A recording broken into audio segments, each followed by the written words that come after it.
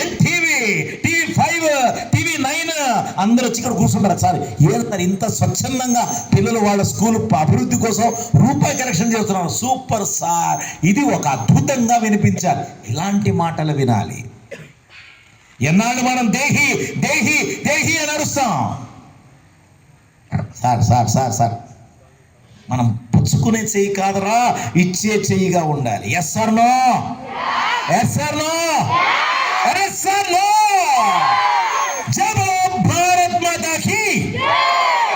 ఇప్పుడు ఏం చేస్తారు చెప్పండి మీరు. వినాల్సిన మాటలు ఏమిటో తెలుసా? 100% రిజల్ట్ ఉన్న స్కూల్ సార్ అని వినాలి. వినాల్సిన మాటలు ఏమిటో తెలుసా? మా పిల్లలు ఇంగ్లీష్లో చక్కగా మాట్లాడతారు సార్ అని వినాలి. వినాల్సిన మాటలు ఏమిటో తెలుసా? 100% రెగ్యులర్ అటెండెన్స్ సార్. జ్వరం వచ్చినా సరే చూడండి సార్, వాడు స్ట్రెచర్ మీద వచ్చాడు, పడుకొని వచ్చాడు సార్, అది నా సామిరంగా. అప్పుడు చీఫ్ మినిస్టర్, ఎడ్యుకేషన్ మినిస్టర్ అందరూ ఇక్కడ వస్తారు సామిరంగా. ఏం సార్ ఈ స్కూల్ ఏమిటి అని. Yes sir no.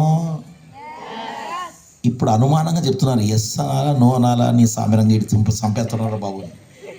నిజాయితీగా చెప్పండి. Yes sir no. ఇంకా వినాల్సిన మాటలు ఏమిటో తెలుసా? ఇంకా వినాల్సిన మాటలు ఏమిటో తెలుసా? సార్ మా పిల్లలు నెలకి 1 రూపాయి, రోజుకొక రూపాయి చెప్పిన 30 రూపాయలు హుండీలో వేస్తారు సార్. 400 మంది ఇంటూ 30 రూపాయలు అంటే 12,000 నెలకి, 4.5 లక్షల సంవత్సరాలు అంటే 250 మంది ఎందుకు వస్తారా పిచ్చోళ్ళరా? సెలవులా? అర్థమవుతుందా? వినకూడని మాటలు అవి. వినాల్సిన మాటలు ఏంటో తెలుసా? ఎవరైనా వచ్చినప్పుడు వినాల్సిన మాటలు. మా వాళ్ళు మొత్తం నిజామాబాద్ జిల్లాలో ఫస్ట్ మార్క్స్ తెస్తున్నారు sir. 10th class 100% result sir. అది చెప్పాలి ఇక్కడ. చెప్పగలరా? అదే సార్ 2019లో ఫుల్ రిజల్ట్ సార్. ఏంటంటే కరోనా పాస్ అని 4 ఎస్టిమేషన్ ఇద్దాం. అది 12 అయితే 4 మీరు ఇస్తారు, 8 ఏమంటారు?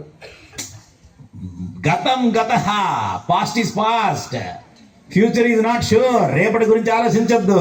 ఈ రోజు ఓకే. డైనింగ్ హాల్ బాగా ఇబ్బందిగా ఉందా? మీ స్కూల్ మీద నా చూపులు పెట్టేశాను. ఓకే కదా?